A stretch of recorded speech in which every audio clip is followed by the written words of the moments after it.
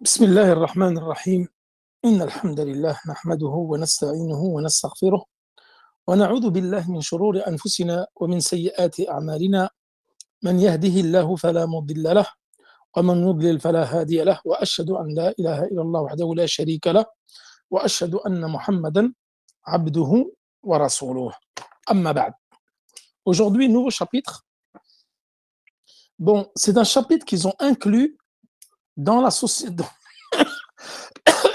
dans les transactions commerciales. Mais nous allons voir qu'ici, en fin de compte, bizarrement, il n'a pas de lien direct avec le commerce. C'est ce qu'on appelle Bab Ihya il-Mawat. Et non pas l'Amwat. Hein. Donc, ne pas confondre avec Al-Amwat. Ici, c'est Ihya il-Mawat. C'est quoi? C'est les terres incultes. C'est la mise en valeur des terres incultes. Donc ça, c'est un peu comme le métayage. Comme nous avons vu la semaine dernière, rappelez-vous, le chapitre sur le métayage, c'est-à-dire le fait, par exemple, de planter des arbres, le fait d'arroser des arbres, le fait le métayage agricole.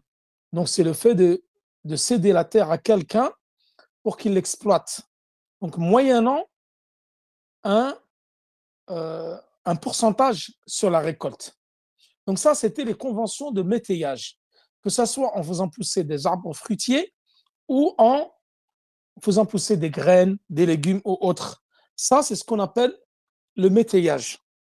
Et celui qui fait cela, alors tu lui donnes un pourcentage sur la récolte. Ça, c'était le sujet de la semaine dernière. Donc ça, c'est un sujet qui va ressembler, mais ici, celui qui va faire revivre cette terre-là, en fin de compte, il va la posséder. Donc, c'est un chapitre qui est dans les ventes, mais ici, il n'y a pas de vente. Il n'y a pas un contrat.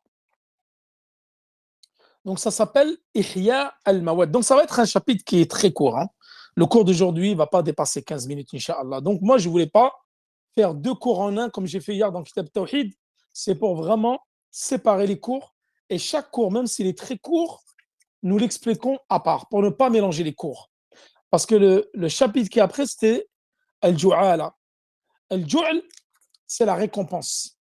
C'est le fait de donner une récompense à quelqu'un lorsque, par exemple, il a trouvé quelque chose ou lorsque tu lui demandes quelque chose. Et ça, nous l'avons vu la semaine dernière. La différence entre Al-Ju'al et entre Al-Ijara, c'est-à-dire le loyer pour service rendu. Le loyer ou le service, la somme, elle est définie. Alors que le ju'l, il n'est pas défini. Tu lui donnes une somme, peu importe, et lui il ne peut pas la connaître à l'avance. Ça, c'est le ju'l. Ça, nous allons le faire la semaine prochaine avec Bab al-Luqata. Al-Luqata, en fin de compte, c'est tout ce que tu trouves par terre. Wal-Laqit. Si tu trouves une chose par terre qui appartient à quelqu'un qui l'a perdue. Donc, quel est le jugement par rapport à ça? Et c'est lui qui trouve un gamin abandonné. C'est ce qu'on appelle al-Laqit. Un enfant abandonné, un bébé abandonné. Quel est le jugement de cela? Donc cela, et la récompense, nous le ferons, Inch'Allah, la semaine prochaine. Pour revenir à la mise en valeur des terres incultes. Donc la mise en valeur, ça s'appelle Al-Mawat. Al-Mawat, ici, c'est quoi? C'est quelque chose qui n'a pas d'âme. Donc Al-Mawat, c'est quelque chose qui n'a pas d'âme. Mais Al-Mayyit, il n'a plus d'âme. Mais concernant la terre, c'est la terre qui n'a pas de propriétaire. Donc, ce sont les terres qui sont abandonnées ou incultes. Toi, par exemple, tu vas dans une région, attention, ceux-ci ne rentrent pas dans les terres, même si elles sont incultes et elles n'ont pas été exploitées, elles peuvent appartenir à quelqu'un. Donc, c'est une propriété privée.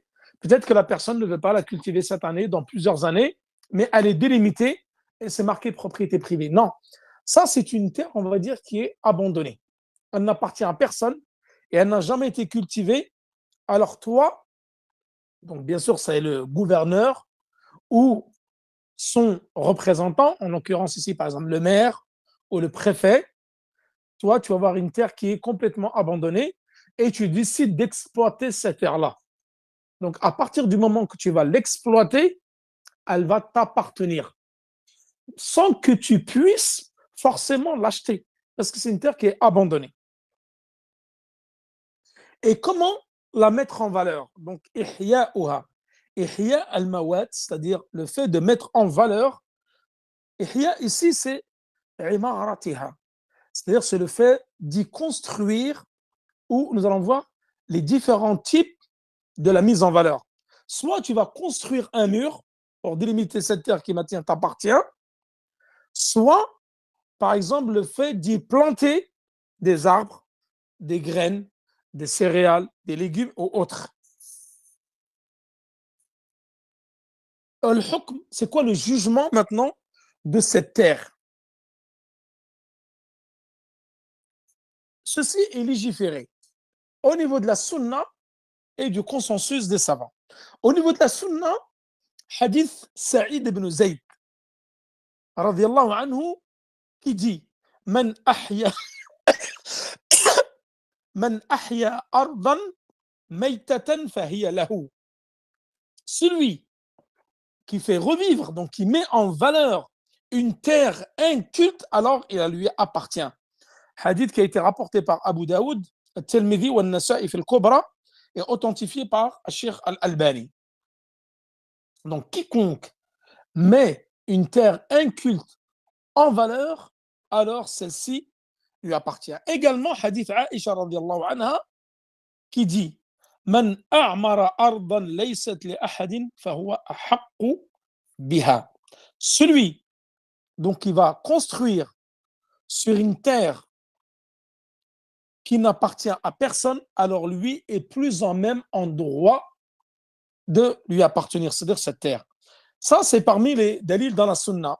Wal ijma', donc l'ijma', il y a un consensus concernant la législation,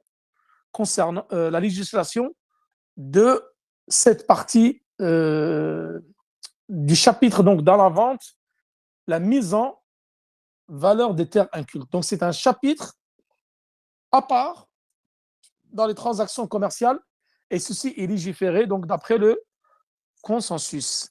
Donc la terre, parmi les conditions de la mise en valeur de ces terres incultes, c'est qu'elles n'appartiennent à personne.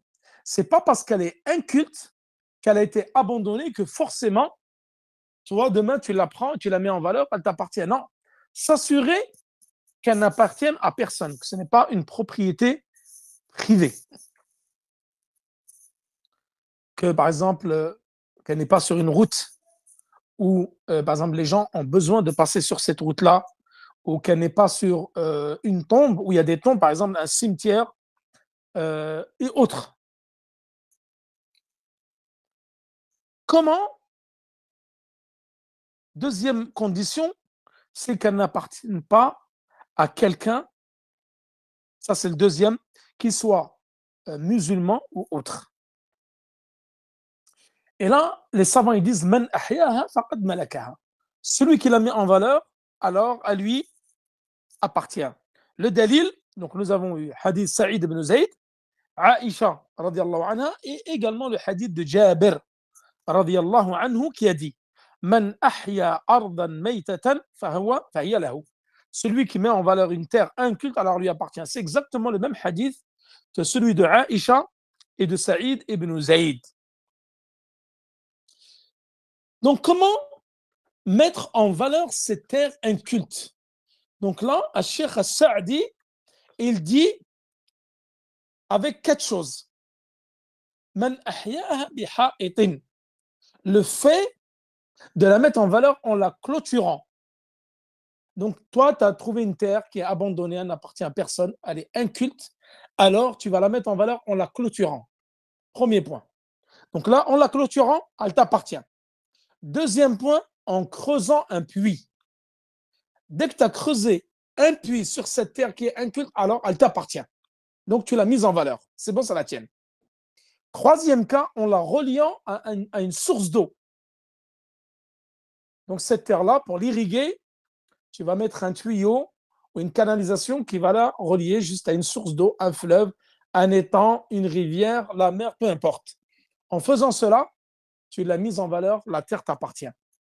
Quatrième point, en faisant disparaître les facteurs qui la rendraient inculte. Par exemple, vous avez une terre où il y a beaucoup de mauvaises herbes qui poussent, il y a plein de pierres, et toi, tu as débarrassé tout cela. Tu as enlevé les mauvaises herbes, tu as enlevé toutes les herbes sèches, euh, les buissons qui piquent, etc., les pierres, tu as tout débarrassé de cela. Alors là, tu l'as mis en valeur.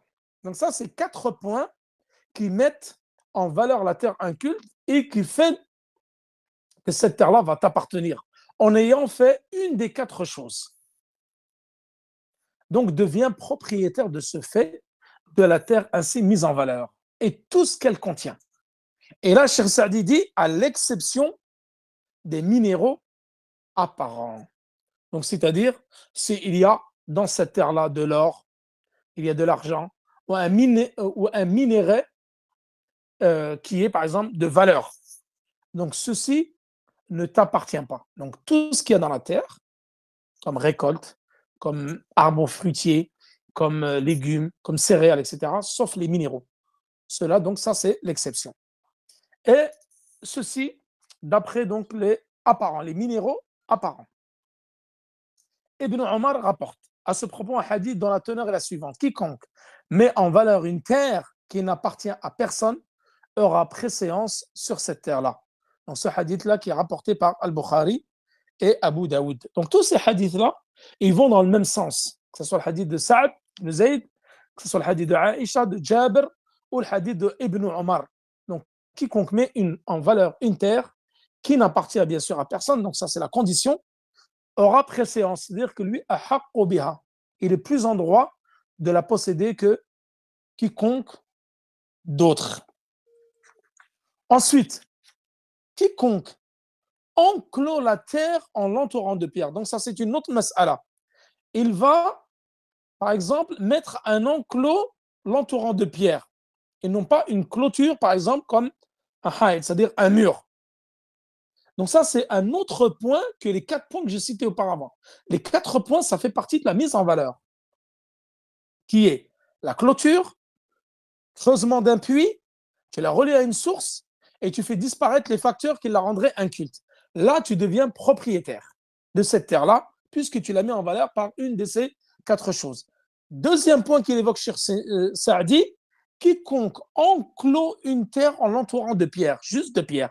Tu es venu, tu as posé des pierres pour délimiter. Cela ne suffit pas à posséder cette terre. Tu creuses un puits sans pour autant atteindre la nappe souterraine. Donc l'eau n'arrive pas. Pour l'instant, tu ne l'as pas mise en valeur. Tu as creusé juste ce puits, mais tu ne peux pas l'arroser puisque la terre, puisque l'eau n'arrive pas dans le puits. Ou se voit accorder un domaine sur cet espace-là, aura préséance sur cette terre, c'est-à-dire que toi, tu seras en droit par rapport à d'autres, mais il n'en sera pas propriétaire de cette terre. Vous voyez donc la différence entre les premiers points et le deuxième. Tu l'as entouré de pierres, tu as creusé un puits, mais il n'est pas arrivé à la nappe phréatique, tu as préséance. C'est-à-dire, toi,